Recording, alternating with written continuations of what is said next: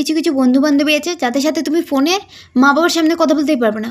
মানে তাদের সাথে কথা বলতে হলে প্রথমে তোমার ফোনটা নিয়ে এসে ঘরের ভিতর এসে ঘরের দরজা বন্ধ করে তারপর তোমার ওর ফোনটা রিসিভ করে তারপর তোমার ওর সাথে কথা বলতে হবে। কারণ তাদের হচ্ছে নিম্নতর থেকে উচ্চতর সব গালাগালি তাদের তাকিয়া কালাম অনুযায়ী, মানে হচ্ছে তাদের তাকিয়া কালাম মানে মানে একটা সেন্টেন্স শেষ করতে বা শুরু করতে বা শেষ করতে একটা যদি মানে গালাগালি না দেয় তাদের সেন্টেন্সই শেষ হয় না।